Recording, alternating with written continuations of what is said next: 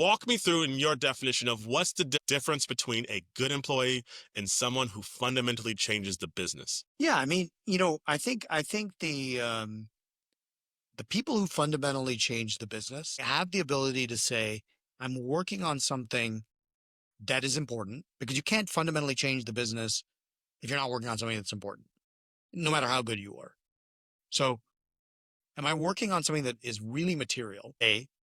And B, am I approaching it in such a way where the degree of magnitude of impact I can have on that metric or that part of the business is so significant that I can summarize it, frankly, without a lot of justification. It's just obvious. I'm always, and some of my leaders don't love this, but if I, to quote an example of when I talk to a product person and they say, "Hey, and I say, "Hey, what impact did you have with this product?" And they say, "Well, we launched this, it had great traction." I say, "What's the impact on the growth?" They say, "Well, it's hard for me to tell because I don't know whether did the marketing team do their job, did the sales team do their job, did the finance team do their job? I did my part, but it had these specific metrics."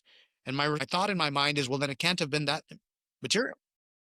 If you can't punch through the noise and very clearly associate the outcome, regardless of whether or not you are fully and comprehensively responsible for all the drivers, then by definition, it's kind of in the noise. Yeah. Okay.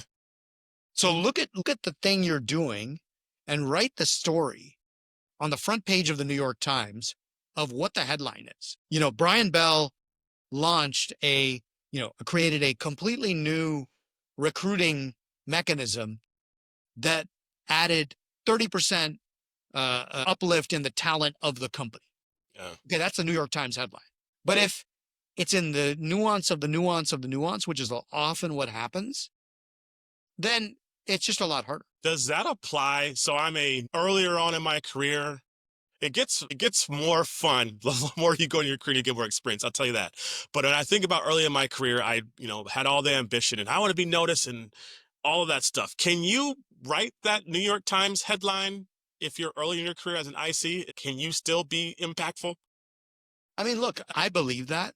I mean, I'll give you another example, like before from earlier in my career, not to say that it's replicable for everybody, but because I had the good fortune of good education and all of the things that were strokes of luck.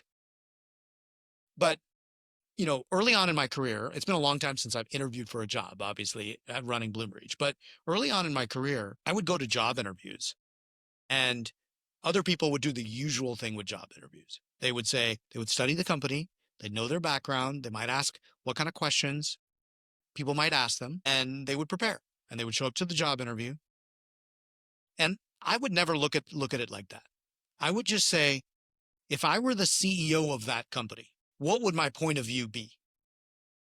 Like, I was a very junior individual contributor, right? Like I was a initially junior engineer, junior product manager. But I would just say, at the time I was working at Cisco, it was like, what would John Chambers be thinking about? And I would force myself to come up with a point of view. And when I showed up to the interview, I would literally say, hey, look, I have a few thoughts myself about what I think I'd be doing if I were there. I could be totally wrong. I don't have the data set you all have, but I want to share my point of view about what I see about Cisco and what Cisco's up to, and where it should go and where I think it's getting it wrong, and what I hear and what I'd be doing. And by the way, 80 or 90% of the time I would be totally off, Mm. right? But the person on the other side would be like, this person has the chutzpah, Yeah. come in here with a point of view, with some research, and the conversation would be so interesting, so much more interesting than because they would push back on it. They'd say, what about this data? They'd be like, that doesn't make sense. I'd be like, well, what about this? And pretty soon the interview would be over. And I would usually get jobs that were 2 levels above whatever they were interviewing me for, because they'd be like, this is an interesting individual. Because of the way you approach and the way you think about, you're just not the cookie cutter guy. And so because of that mentality, that puts you levels ahead then. Because the entire interview process is about standing out. Right. Right. And so what stands out more than the dude who shows up and says, if I were the CEO of your company, this is what I'd be thinking about, Okay. right? Whatever it might be. Now, I'm not saying this is one approach.